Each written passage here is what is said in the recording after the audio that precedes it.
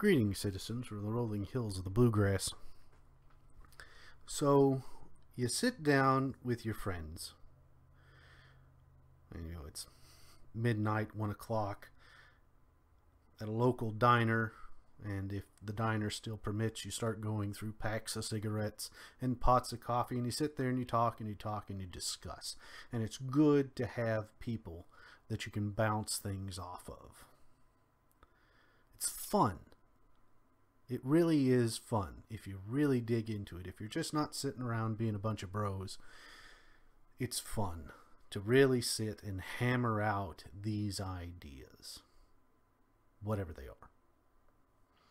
And there's a Dan Carlin episode that was done last year on his Hardcore History Addendum series, where he sat down with podcast historian Daniela Bolelli.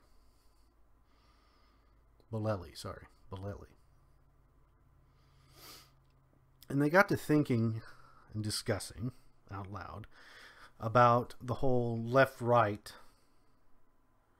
issue, the whole way we judge where political ideologies fall on a spectrum. And they talk about the line where you have, the general right and the general left, and then, you have the center, that nebulous middle part that we really can't describe. It's part of the left, part of the right. And they bring up the circle idea, that at some point the left and the right bend back and reconnect, so it's actually a circle. And it kind of goes to the thing that I talked about with the totalitarian magnet, where you have the two arms and they go off into the distance, and at some point either side can go totalitarian. Either side can go despotic.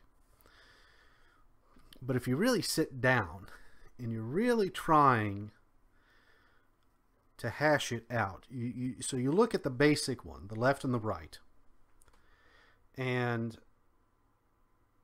you look at it and it's like, okay, well, that doesn't really get down, because each one of these ideas is trying to get more microscopic. It's trying to get down to those smaller and smaller details. So we know the left-right line. We know the circle. And then we know how today's social media's line works. But how far back does that go? Well, whenever you start trying to apply timeline to it, trying to place these things, these left-right ideas on a timeline, it becomes really difficult, because you just don't know where to put things. Because how totalitarian something gets really depends on who's in charge. And when do we actually get to that point that we've lost control? And you end up looking at it and you go, okay, so if the left is your totalitarian extreme, right? You've got to understand the extremes of any subject matter to find out where that nebulous middle ground might be. Understand your extremes so you can find the center. And on the far left, you end up with totalitarians. And on the far right, it's not anarchism. It's nature. It's the law of the jungle. Eat or be eaten is the right. All the way. And that may seem extreme, but if you're talking about the control of people, it's either we are animals and we are operating under the laws of survival, or we are in full repression, up against the wall, do as we say. And humanity has always been trying to find that middle ground of where everything on the right, everything out in nature has been dealt with. We don't have to worry about that. And now we just have to worry about one another. And how far that totalitarian expanse will go. But if you try to plot this out, it's kind of, you lose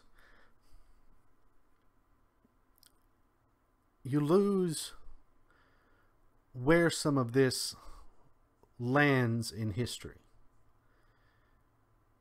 Because to me, the most tyrannical is going back to monarchies and theocracies. That's the most tyrannical. Then you come in and you have the true communists, as much as that can be discussed as being true communists. Who are the true communists? But so the monarchies, the theocracies, communism, fascism, socialism, and then direct democracy. Now, direct democracy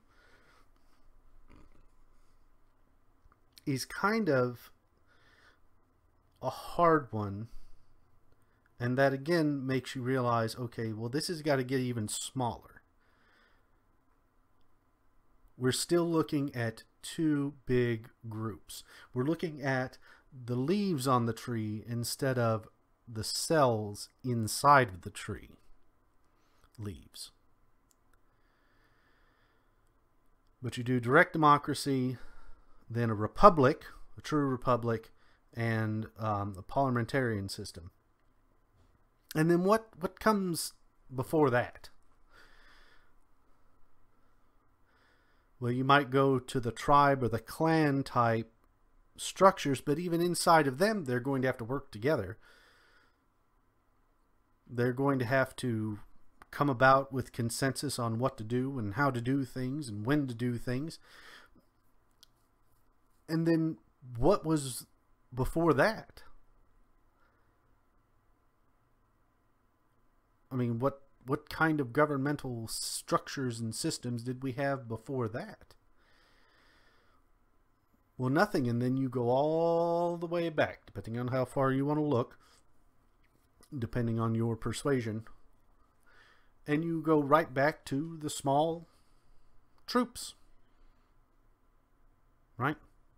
The definition of primate organizations. It's the family troop. And we don't know how that dynamic works. But we know right now that the nuclear family is what's trying to replace everything else. That it's trying to not the nuclear family, but this more of a community. Sorry, the community will parent, right? It takes a village. Well, replace village with community.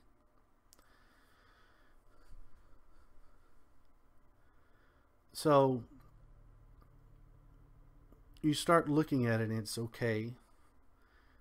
Well, none of this is getting into any of the fine details, but it's also out of order. Right? We had monarchies far before we ever had communism, or did we? We don't know. We don't know how a lot of these communal societies, small societies, really worked. You would have to live with them day in and day out to really get a feel of exactly how they're going to go about doing things. And the socialists were before the communists. So we're out of order again. And the fascists, you know, fascism has probably been around with us for a long time. We just didn't have a word for it. We didn't have a singular word that goes, that's the idea. That's what it means to be that. We didn't have it. But now we do. And then we have to go back to the Romans to get the idea of a republic, but that in some ways goes back to the direct democracy of the Athenians. But even then, that's Like I've said, 51% shut up, we're in charge. 51%, we all put your name on this piece of pottery, and you're the one that gets ostracized. You get to leave the city. Well, to a Greek, that was death, because all of their identity was wrapped up in the polis. So when Dan and Daniela start discussing this, it's like, who created these left-right things? We know that as we know it, it goes all the way back to the French Revolution and the monarchists on one side and the Jacobins, the liberal Republicans on the other, right? The right and the left. So the reason why so many of the liberals, when you hear them talk about the left and the right, they're coming at it from this European monarch versus peasant mentality.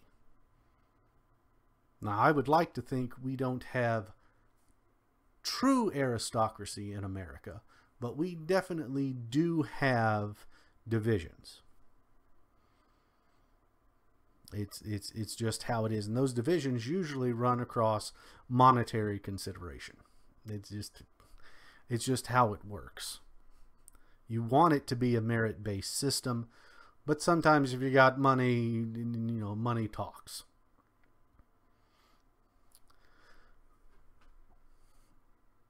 So you sit down and you go, how can we get this even more fine-tuned? And you eventually go, well, you have to take each of these governmental systems one by one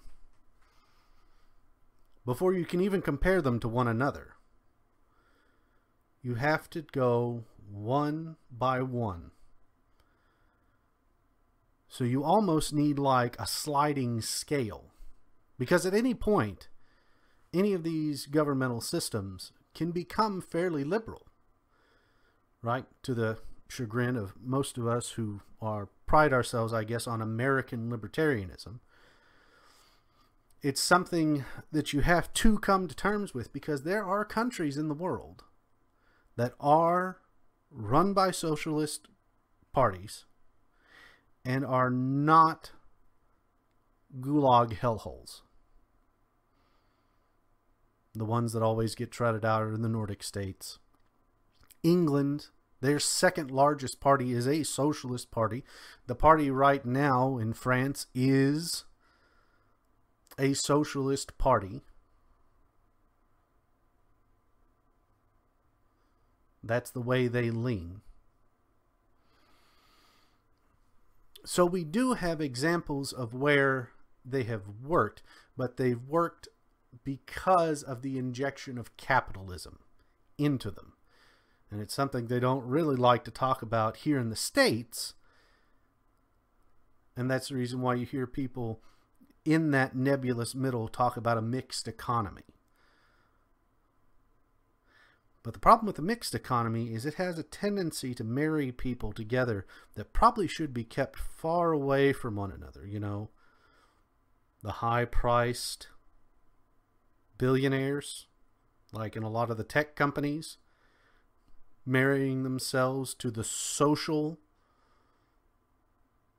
ideas and movements of the Democratic Party here in the United States.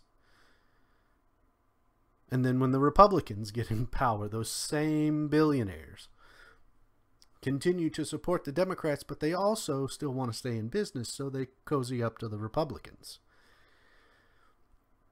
And it all just starts to blur together.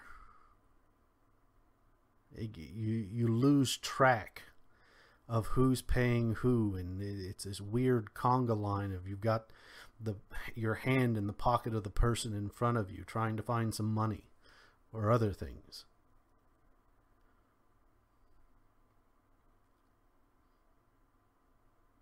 And that's what governments do. They draw power to themselves. That's why they're like a magnet. They draw in power. They slowly dissolve and destroy any other outside power center. And they draw it in and they draw it in. And that's the reason why the slider seems to work a little bit better, because then you can kind of move it. Okay, they're more free, but then you have to take, and each one of those little marks can be divided down further and further. It's almost a fractal of it's the same everywhere in all directions. You know, it's that isotropic, same in all directions, you know, measured with the same values in all directions. And you wonder, after you come to this realization, you're like, well, no wonder people check out of the political system.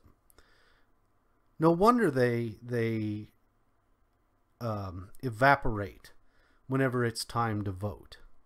Because who wants to deal with it? But that's kind of what the power structure wants. They want you to stop caring. They want you to not give a damn. Because then that means they will continue to accrue power to themselves. And this is because in the past, the people weren't necessary. You just do whatever you want, for the most part, if you didn't want to invite rebellion. But if you had the money and the power and the people, meaning soldiers, for the most part, you didn't really care what the common everyday person did. That's why they're called commoners. They're just out there.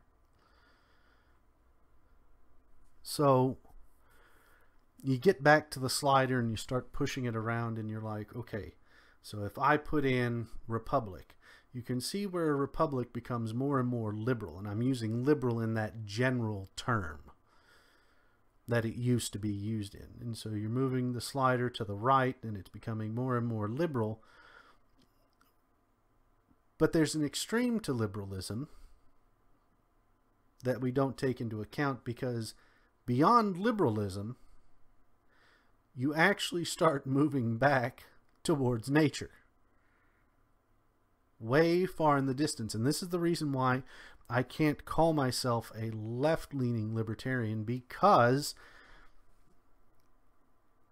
at some point, people are going to have a way to resolve their disputes. And I don't know if I fully trust independent, non-governmental bodies enough. Because then my question is, how are we going to hold them accountable?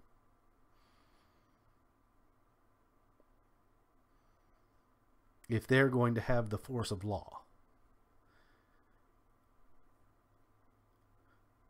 And that's why I think those bodies should be in a very, very small box that the people have some input in. Maybe not control, but at least some input. And then everything else should really be your individual exchanges with other people. And if an issue arises, you have that body, that court, that law system that you can go to. But what happens whenever you have that independent body and it's found out to be corrupt? Do you just disband it and create another one? But what kind of stability are you going to create? Right? We're beyond a certain point where humans expect an amount of stability. And they're going to go to whoever promises that. And I just don't think that independent body has the force to really prove to people we are independent, we are fair. Maybe that's a reserve, maybe that's something residual in me, but I just don't think it's there.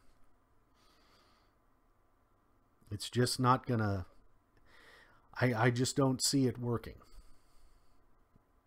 And so that part and the idea of the nation state is why I am not a left-leaning libertarian. I am a right-leaning libertarian. I believe, you can call me a constitutionalist too if you want, I'm not going to be offended.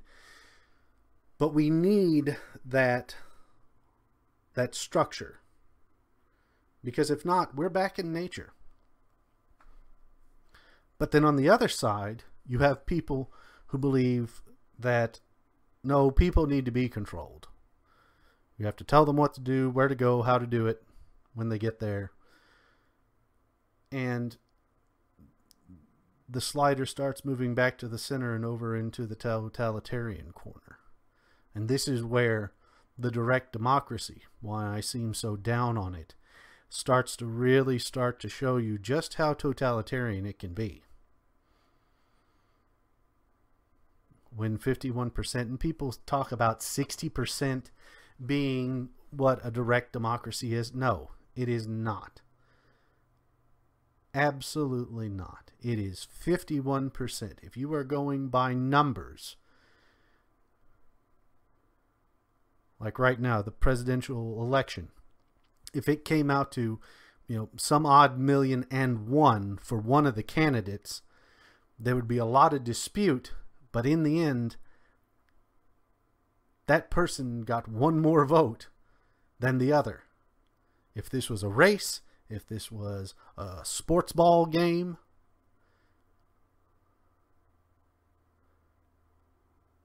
guess who won?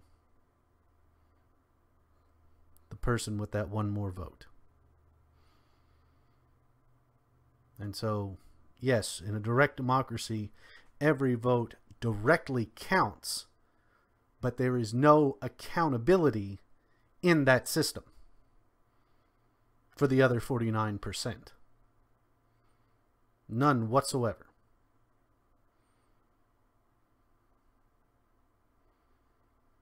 But you see that slider moving further and further to the left towards totalitarianism. And you wonder, where does it end? Well, for the most part, we know where it ends. And that's the reason why you can insert any governmental system into this. And this could be even divided out further. You could have sliders for every single subject, every single issue, and have it on a 100-point scale, and it's for and against, and then it becomes a percentage game. And then who wants to get lost in that? Because it wouldn't take much. It wouldn't take much at all to just hand out this. And even those of you who are watching this now, who have probably turned off, are probably going, what is this guy going on about? It's because of how much is in play that we just don't know. Because we want 4 subjects, 5 subjects, 6 subjects discussed in an hour-and-a-half debate. It can't get hashed out in that amount of time. But that's what we expect. That's what we want. When has it worked? When has that short amount of time solved any major issue? I think we kind of fool ourselves sometimes. We play a hideous trick just to feel safe, secure, to have some stability.